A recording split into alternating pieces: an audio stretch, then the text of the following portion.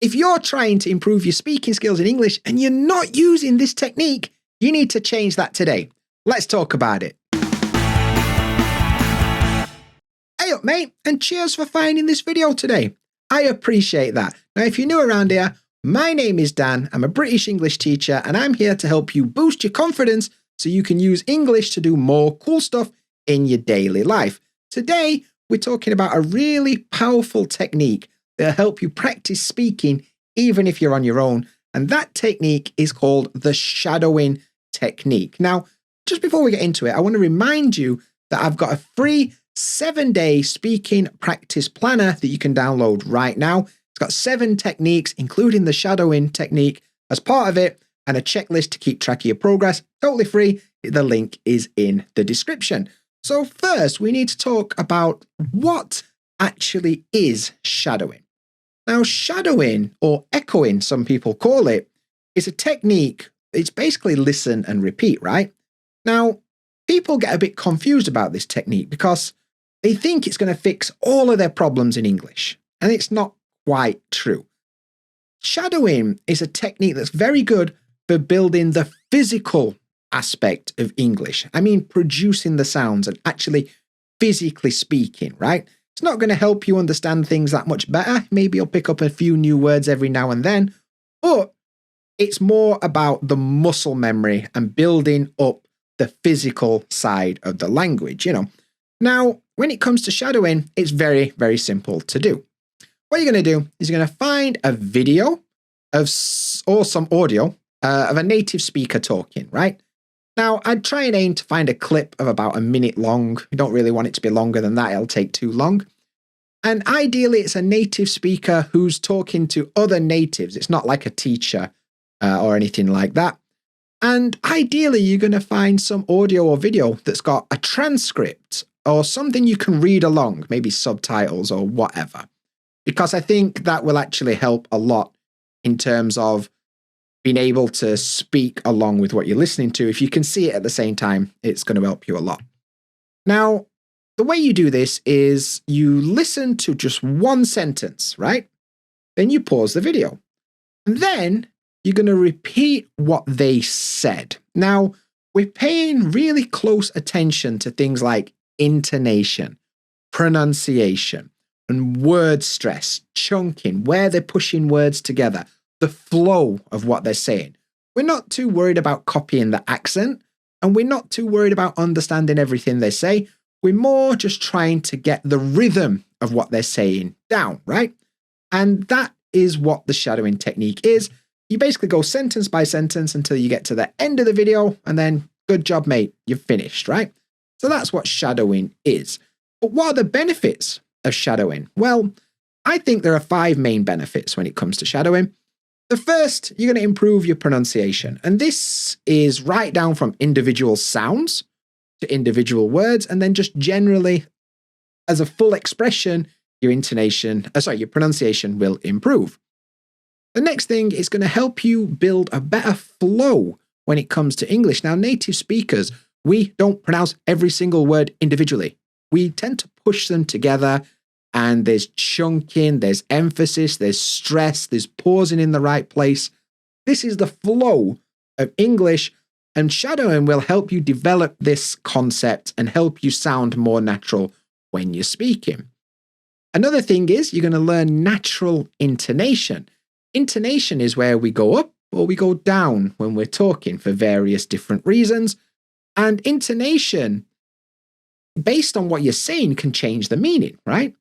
And I think intonation is a very hard aspect of English that people often get wrong.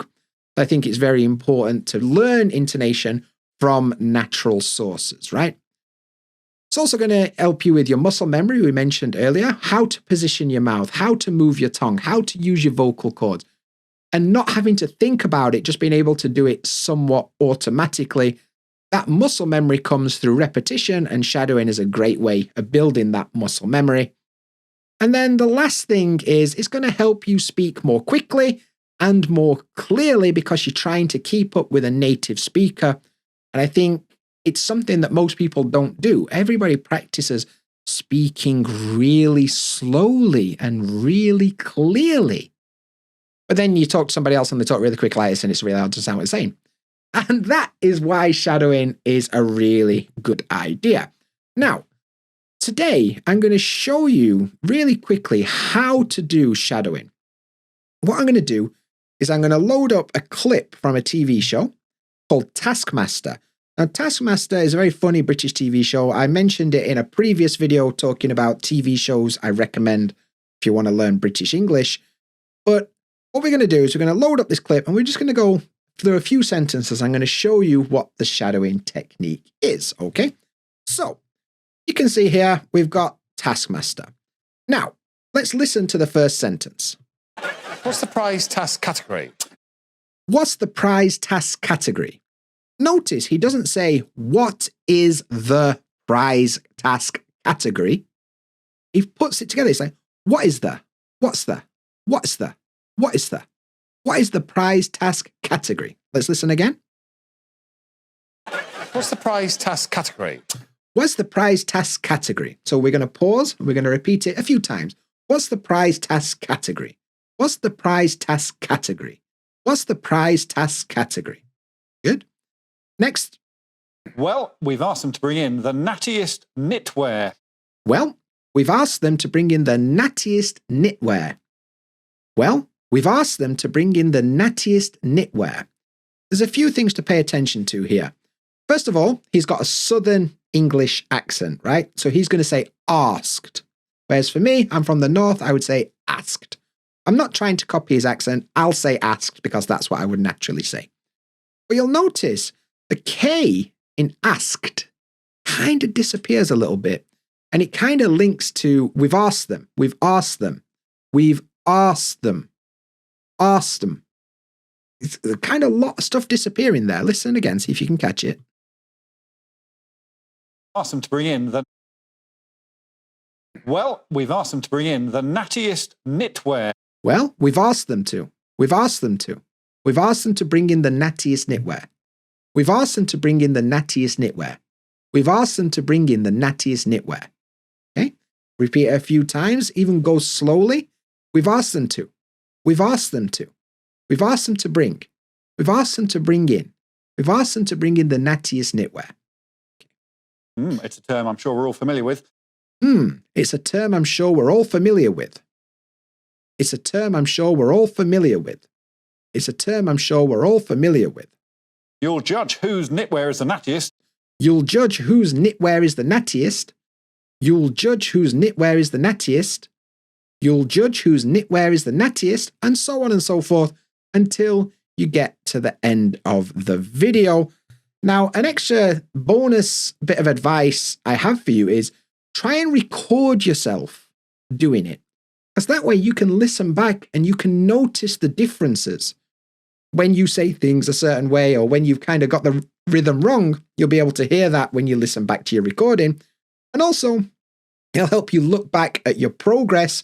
You know, if you look back at a technique that, a recording you did 3 months ago, check it compared to where you are now, hopefully there's been a lot of progress. And like I mentioned, if you're struggling to practice speaking regularly and you're kind of struggling to keep track of your progress, you can get my free 7-day guide right down below. It'll tell you everything you need to know and help you keep track of your progress with the check sheets. So get it now using the link in the description. But now it's over to you. What do you think is the best way to practice speaking English, especially if you're on your own? I'd love to hear from you. But that's it for this video, and I'll catch you in the next one. See you there.